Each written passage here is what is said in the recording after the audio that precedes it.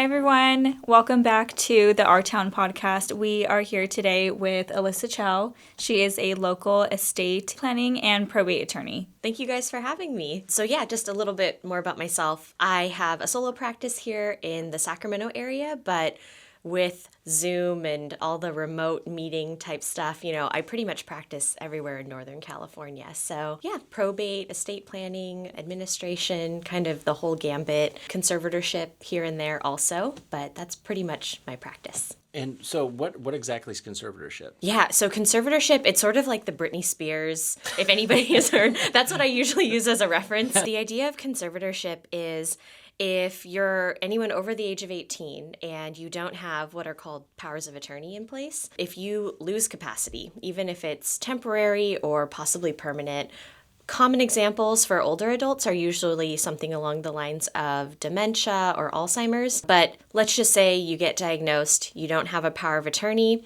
and your bills aren't getting paid, or your mortgage isn't getting paid, you're super behind, there's foreclosure notices left and right, and then your kids catch wind of it and they realize, oh no, you need help. Conservatorship is sort of the last resort where usually it's going to be an adult child stepping in for their older parent and asking the court for permission to then be able to step in and start managing finances. But it's all under the supervision of the court, which is super slow and really expensive. So just doing a power of attorney is a really good way to avoid all of that. Okay. Yeah. Or in Britney Spears' situation, she ended up with like what we would call a general conservatorship, basically with the assumption that she couldn't handle any of her affairs on her own, and so she needed someone, her dad, appointed for her to sort of manage all of that for her. Okay. Yeah. So in our business, we do mortgages, and I always see this problem pop up of people needing to buy out brothers and sisters and stuff out of a probate. And then these probates are dragging out a year, 2 years in some cases. Yeah. So how do you avoid that big debacle? So the best way to avoid that, especially with real estate, is doing a living trust. Most people, it's going to be most appropriate to do a revocable living trust, meaning that once they create it, they still maintain a certain level of control. They can change those terms. They can decide who they want to put in as what we call successor trustee. But generally speaking, this legal contract or sort of like a legal key is really important for being able to grant access to that property if that person who created the trust or who owns the property becomes incapacitated or does pass away. And so that's a good way to avoid the court having to get involved with having their kids be able to do anything with it. Otherwise, as you probably have seen, everything just gets locked up and it's sort of a limbo period until probate is done. Whereas with a trust, as long as that property was actually what we call funded into the trust or titled in the name of the trust, then it grants immediate access pretty much to be able to step in and transact on the property. Usually just like post-death would be a death certificate. So I had a question the other day when I was talking to somebody about this, and I said, hey, you guys should think about getting a trust and so you can avoid these things. And they said, well, we don't really have anybody to give it to, and it's just a husband and wife. Is it also important in that case, if it's just a husband and wife, to have a trust and will set up? Yeah, definitely in the sense that if they don't set it up, California is going to make assumptions about what they would have wanted. And so if they wanted some That's the last thing you want. I know. And so if you want some level of control over ultimately where those assets would go or where that property would go upon their passing, then doing a trust is sort of that way to keep control. We sort of refer to it as the dead hand. And so the dead hand still controls, it's not the best term, I guess, but the dead hand can still control what happens. Yeah. And so if you don't do your own trust or put any sort of legal documents in place to indicate what you would want to have happen, the government will do what's called intestate succession, which basically means they're going to just try to find whoever your closest living relative is. And if you have nobody, right? What if they were both single, only children, no other aunts, uncles, anything like that, then the default, which doesn't happen often, but it can happen if you can't find a relative, is that it all goes to the state and then the state owns that property. Really? Yeah. So as much as you can, I do have quite a few clients who will come to me who don't have any kids and really don't have nieces or nephews or ones that they're close with. And so what I help them do is set up either a professional fiduciary, which is kind of just like a professional trustee. It's someone who steps in and does this for a living. It's a nice neutral person. They do charge for their time, but it's a nice alternative to trying to find a family member or friend if they don't have one. Yeah. And then also, usually we talk about like charitable giving or things like that, where they can direct whatever they have left to organizations or like charities. So you could say, hey, liquidate this estate and have it go to XYZ charity. Yeah, definitely. Like I even have a trust right now where we are administering that the decedent set it up so that her house actually goes to like a local organization like Habitat for Humanity type thing. Okay. And then they take care of all the rest of the details. So the transfer basically just happens to that organization and then that's it. And then the rest of it, she said, yep, just liquidate everything. And then she had other organizations that she wanted that money to go to. What is the difference between a will and a trust? So I think a lot of people are more familiar with the term will or last will and testament. Yeah. Hollywood does a really good job of bringing that to the forefront as the main document. And they sort of refer to trusts almost as like this bad thing where there's like trust fund babies, right? Yeah. But with a will, I would say the biggest difference, at least in California, is that if you have certain assets, especially real estate, and all you have is a will, you don't have a trust or really anything else, the will can serve to identify who you want to manage your affairs and ultimately where that whatever assets you have, where they should go. The problem is that the probate court is the only entity that oversees that will being administered. And so you're kind of guaranteeing that you're going to end up in probate court no matter what with just a will. Yeah, it's an interesting setup. And so in the alternative, you would want to do a trust because basically with a trust, you're contracting around all those defaults that a will would otherwise sort of trigger. And with the trust, you're basically saying, okay, this is all going to be handled in a way that the court doesn't have to get involved. The best way I can sort of illustrate that with real estate would be if I had a house that was just in my name individually and I died, right? Yeah. It doesn't matter that I'm married. It doesn't matter that I might have children. They're not going to be able to do anything with that property because title's going to look at that and they're going to say, Alyssa Chow is the one who owns this property. She's now deceased. So who's in charge, right? If I only had a will, okay, maybe I identify my husband as the one who can step in and administer my affairs. But a title company is going to say, well, we don't care about that. Get us a court order because that's the only thing we're going to recognize to allow somebody to now sell, get refi this mortgage, do anything with the property. And so instead, if I did something like a trust and I put that property into like the Chow Living Trust, right? Yeah. Then when title looks at that, even if I'm gone, it's not tied to me individually. It's actually in my trust. And so title will say, okay, it actually looks like a trust owns this property. Who's the successor trustee? So the good thing about a trust is that ownership-wise, it really looks like the trust owns, and then you just swap out who the available trustees are, who can actually do something with the property. So within the trust, what are some of the things that a trust can do? Like, meaning we know that it will do that, right? Yeah. But then within the trust, do you put in rights of survivorship, or do you put in, let's say, can you say, hey, my kids get X amount, and can you spread it out amongst different people? How do you do that?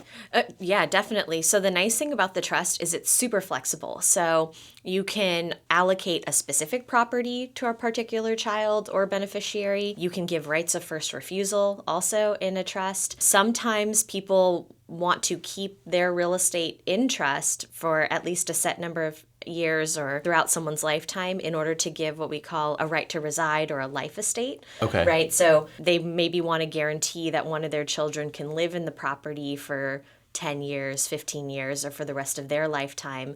And then after they've passed away, something happens to the property. So really, it just depends on what the client's ultimate goal is with their assets and their real estate. They also could just say, liquidate everything and then divide the proceeds up. Okay. Yeah. So that being that you said that and that life estate thing, so let's say it does pass on to somebody, do you have to change the ownership or does it stay in the trust the whole time, or do they have to like change ownership of the property? Yeah, so it still technically stays under the umbrella of the trust. The trust is still the owner, but you're giving somebody the right to live in the property during that time. Usually people will also set aside some money so that there's cash available if like big repairs come up, but usually they'll set it up so that the person who's residing in the property, as long as they are residing there, is responsible for all the property taxes, utilities. If there's a mortgage, they may make them responsible for the mortgage. So it kind of also it's a practical consideration too. Maybe that person just can't afford to live in it anymore. Yeah. And so there's always going to be contingencies in the trust too for what happens if they can't afford or just don't want to live there, even though they've been given that right. So does everybody need one, or what is kind of the constant, what is going to be the main barrier to entry for somebody to get a trust?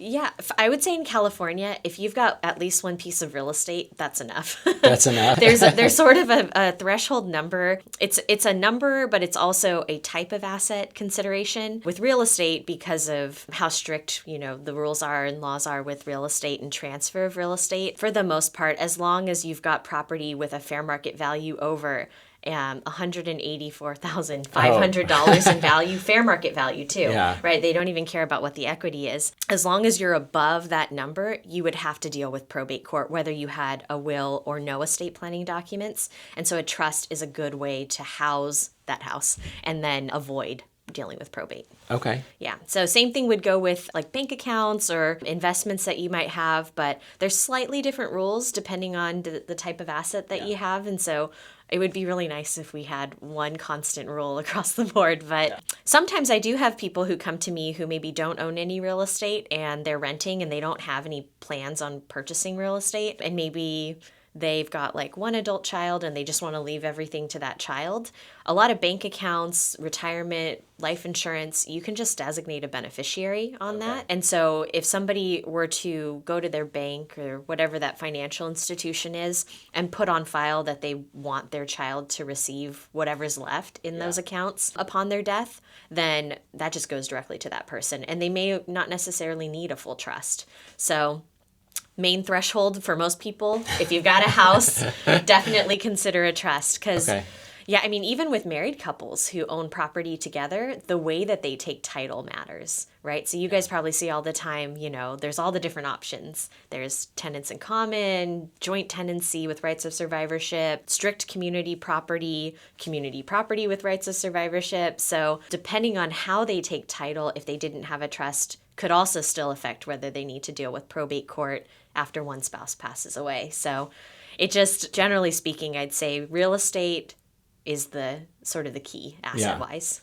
So what would you say, so I get this kind of a lot, what would you say is the biggest thing that holds people back from doing a trust? Like, I can talk until I'm blue in the face to people and be like, hey, you should really do this. And it's almost as if they go, I'm not going to die today. Yes. So part of it is... You're going to die. I think part of it is sort of like they think they're jinxing themselves. They're like, well, if I'm going to start thinking about who steps in, who gets what, they're like, I'm like 35 years old. Why do I need to put this together, know? So part of it, I think, is they're worried about, jinxing themselves. Also, it's not a fun topic to talk about. It's very morbid, all the questions. You can try to make it as sort of hypothetical as possible. And I always tell people, this is like your worst case scenario planning, right? It's like insurance, But at the same time, they don't want to talk about whether they prefer to be cremated or buried or, depending on how they pass. Yeah, there's a whole slew of specifics that you can get into with estate planning. And so it's not necessarily just the financial side. There's all these other pieces that get involved. And so I think it's just scary for people to talk about death.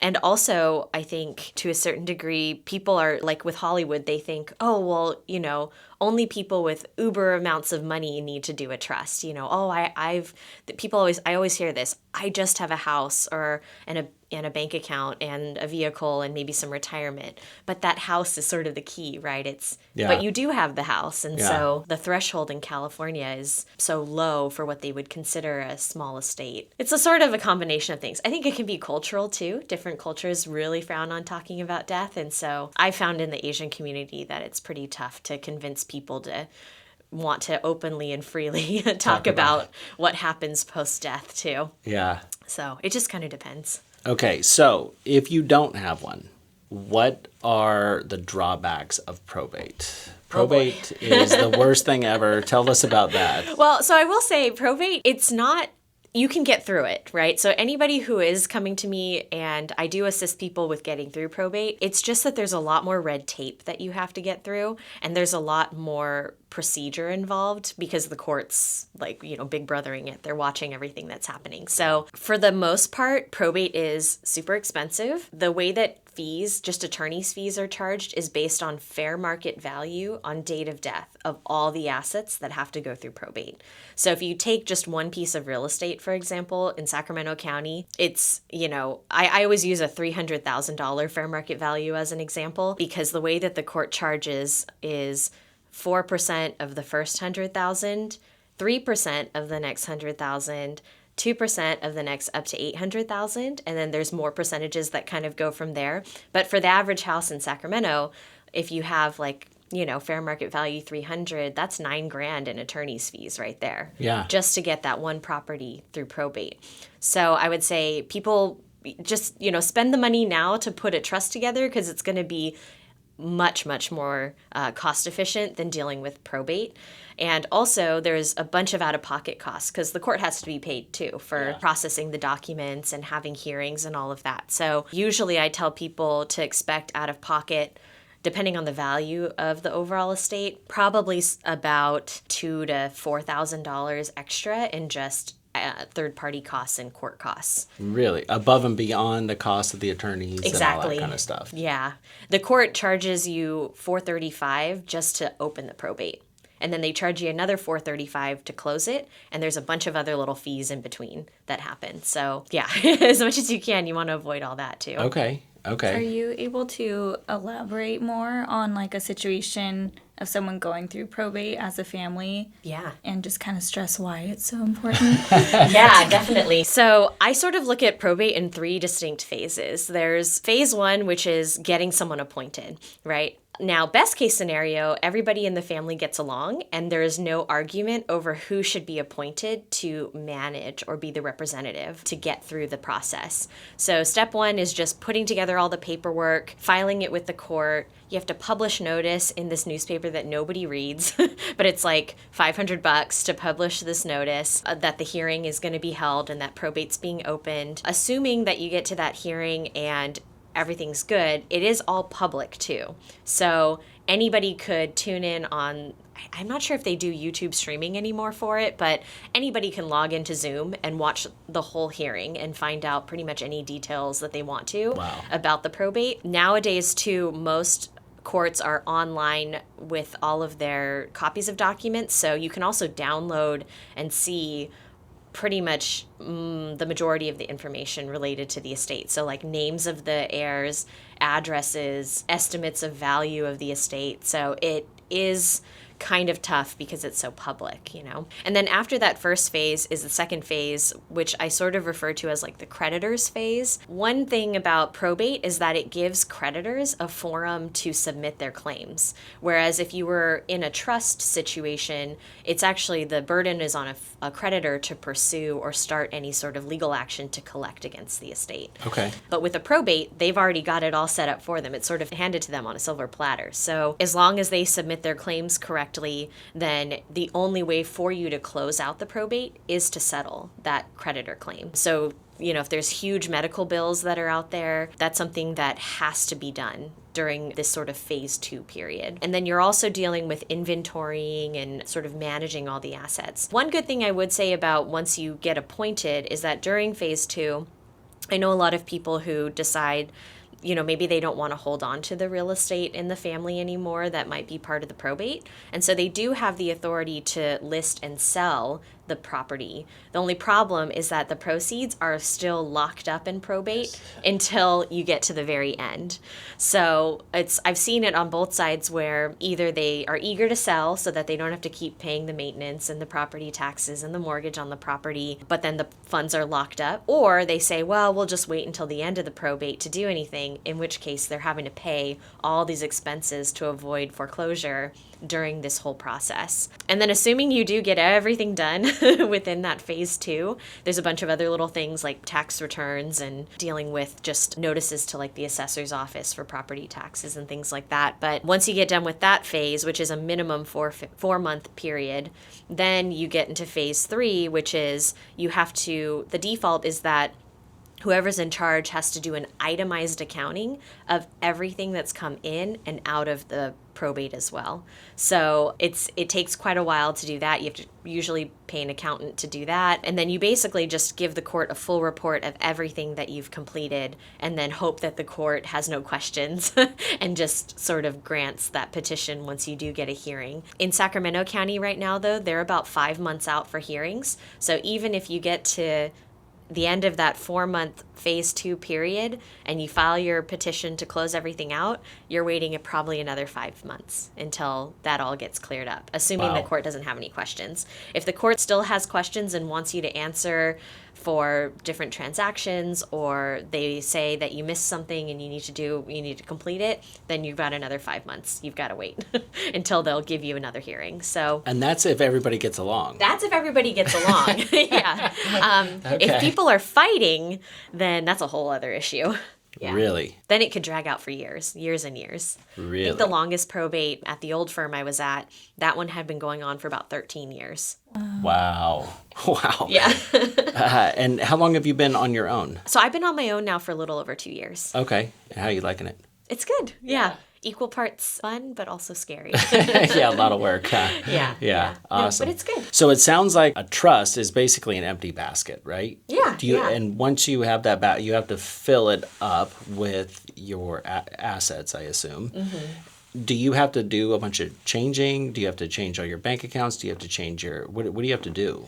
Yeah, so it's funny, the comment that I get from people usually once we're done actually putting the documents together is they usually will say, oh, that was not as painful as I thought it would be. But I always warn them and say, actually, the most work is going to come with the funding of the trust. And so, yeah, sort of the trust is this empty basket, and you need to now actually proactively put your assets into that basket if you want those instructions to control. So real estate, you've got to do a transfer deed, getting it out of individual names and into the name of the trust, and get that recorded with the county. Usually the attorney will handle that, though. Yeah. So I always prepare and then submit the deeds for recording. Then with bank accounts, you've got to make an appointment with the bank and either convert your existing accounts into the name of the trust, or if the bank is going to be particularly prickly about it, sometimes they make you close your accounts and have to open brand new ones up, which is not great if you have automatic payments and direct deposit set up.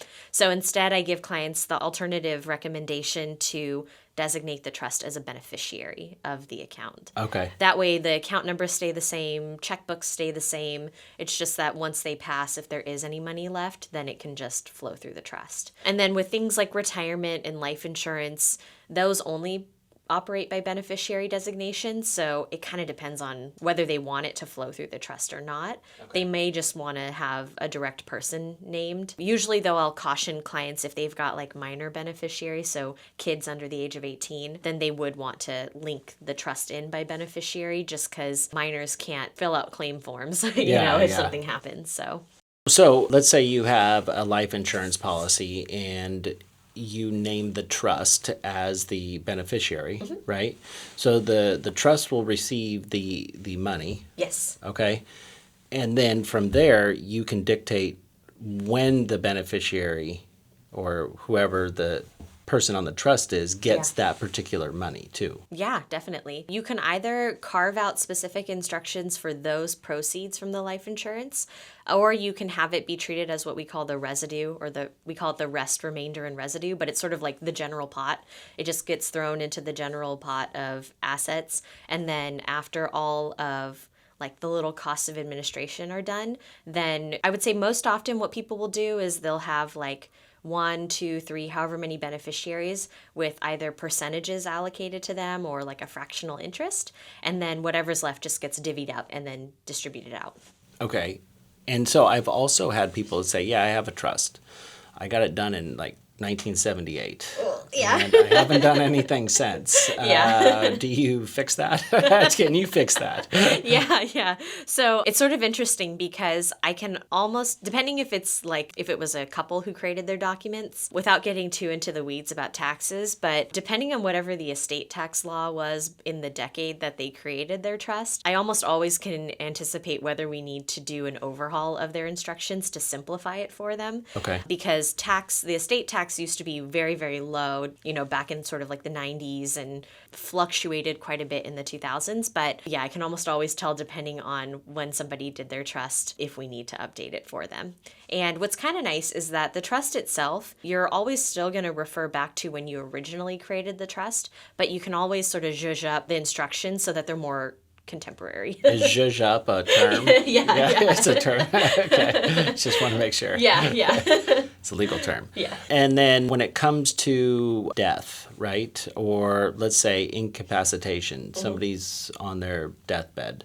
Is there instructions in there for that as well? Yeah, so that's sort of during the incapacity phase, the trust is good because it's effective during lifetime. That's why we refer to it as a revocable living trust.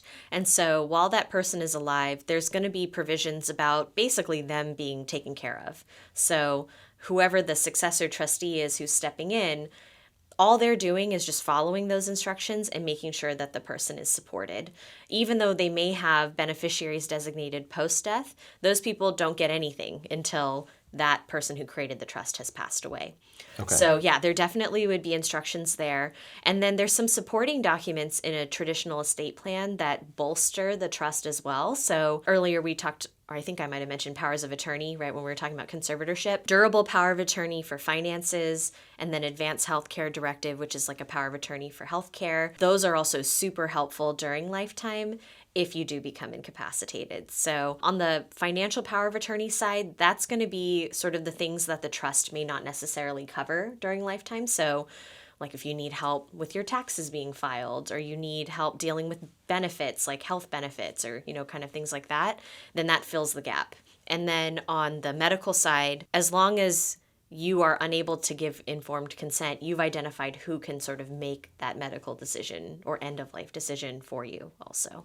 Okay. And how long does it take you to put together a trust for, I mean, I'm sure it's based on how complicated it is, but what is the average time to put together a normal, straightforward, nobody's fighting. Yeah, nobody's fighting. I would say, at least for me, on average, about 2 months to Okay. get a start to finish. So, initial informational, kind of laying the groundwork for what all the documents actually are, following up with a in-depth drafting meeting so that we can do all the like little pieces throughout for what they do and don't want, getting a draft out to them, and then doing a review and signing meeting. So usually I'd say on average about 2 months. Okay. And then if there is, so let's say there's 8 is enough. There's 8 kids in the family, something like that. There's is that a lot of moving parts to add, like what little Johnny gets and Susie gets and all that kind of stuff? It can be. Usually what I try to figure out with clients is if they do want to be a little bit more specific, or if they want to be a little bit more broad with their instructions, because what we could do is just default out to that rest, remainder, residue language and say, all right, we don't know what we're going to have left at the time that we pass. Maybe we've already sold our house and don't have that real estate anymore. Maybe we do have that property and some bank accounts, whatever it is. We're not going to be real specific about it. We're just going to say whatever's left gets divided up equally. That's going to be the simplest and probably the most flexible way. But then some people are more particular. So we would just sort of figure out if they really, really want a particular item to go to a certain person. But I do always warn them that the more specific you are, the more they have to sort of keep up with their trust, because if they do allocate a particular item or proceeds from a particular policy to one child versus the others, if that asset or policy or whatever it is doesn't exist anymore, that kid gets nothing. Oh, really? So the default kind of the more flexible method tends to be what really people gravitate towards, because otherwise they have to be constantly updating their trust if they were wanting one specific thing to go to a specific person. Okay. And how does the liquid, like you see people driving down the street, you see like estate sale and all that kind of stuff. Is that somebody just liquidating for the proceeds for a trust? Pretty much, yeah. So with all the personal property items, like things in the house, furniture, jewelry, clothing, art, all of that, it's pretty common, yeah, to get an estate sale company involved. Usually they work on sort of like a commission or contingency, so they will set everything up with the authorization of the trustee, and then they'll get like a percentage of whatever gets sold. Okay. And then earlier you mentioned having a fiduciary. Yeah. And a fiduciary, so I have a fiduciary for mine. Oh, okay. And I set that up because my kid's too young. I don't want him to he'll make bad decisions. Yeah. And then my parents don't live in the state. And so I just figured a fiduciary would be best to do everything. Yeah.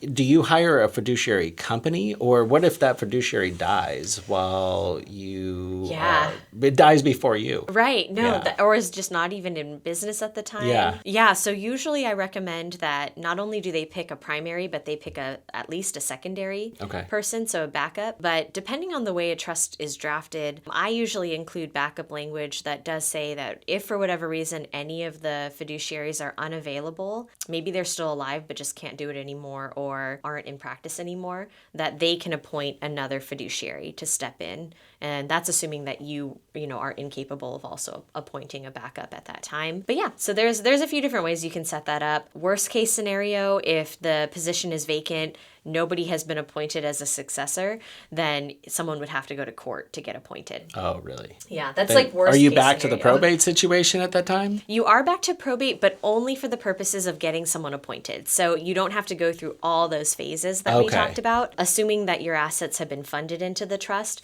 really it's just basically a petition to have a successor trustee appointed. Okay. Yeah. Good. So it kind of depends, though. I mean, individual fiduciaries are great because you get to meet them now and see whether you like them or not. Yeah. And whether you trust them with stepping in and managing things for you. Yeah. There's also trust companies out there, like you identified. Those can be good because it's usually a conglomerate of a number of fiduciaries. Sometimes banks will do it also, but I generally don't necessarily recommend banks because usually what they'll do is they'll charge a percentage followed by them hiring someone like a fiduciary to do the boots on the ground work that a bank isn't going to do, right? They're not going to go and like change out the locks on the property and make sure that there aren't squatters, out there. So I would say individual fiduciaries right now tend to be the best, but I do recommend naming at least a couple, maybe a backup, at least one backup. Okay.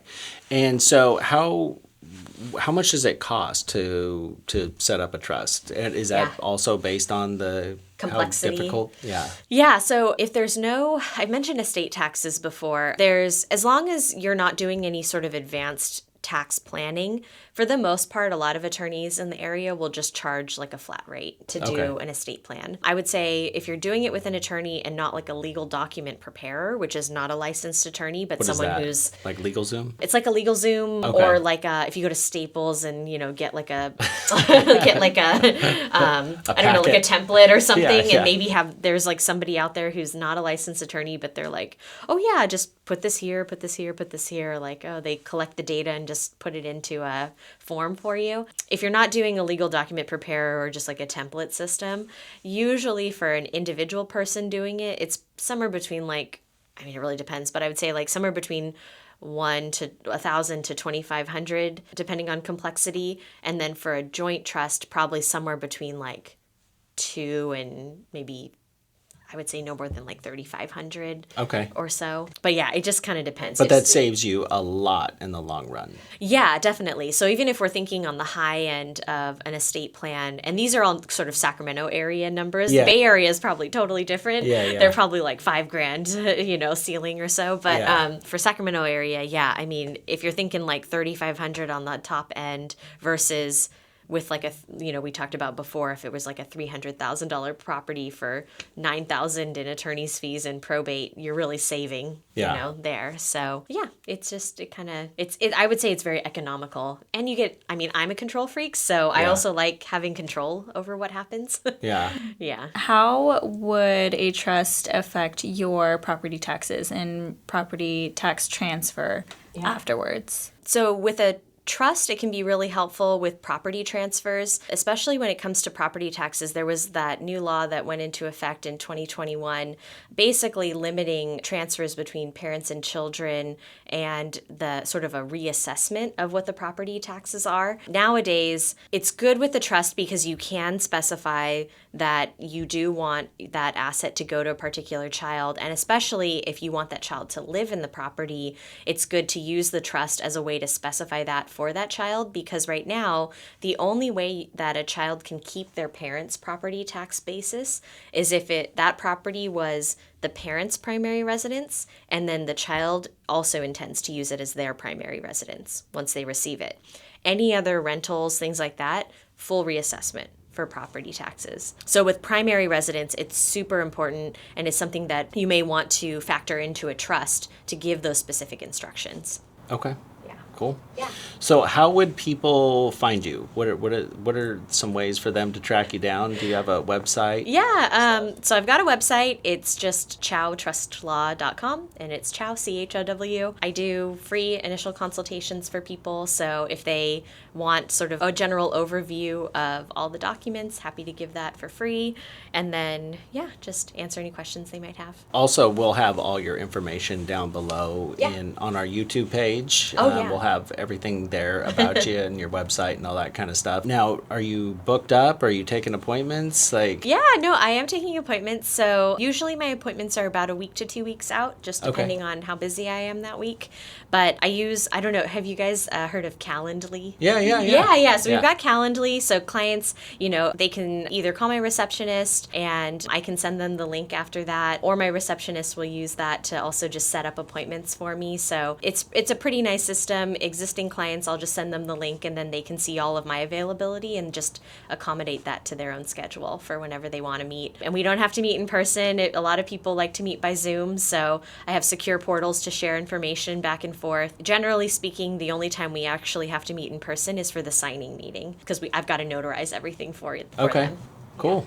Well, thank you so much for coming in. We really appreciate it. Yeah, thank you guys. Hopefully we can save some people from going through probate. Yes. Awesome. Yeah, Talk to you guys. soon.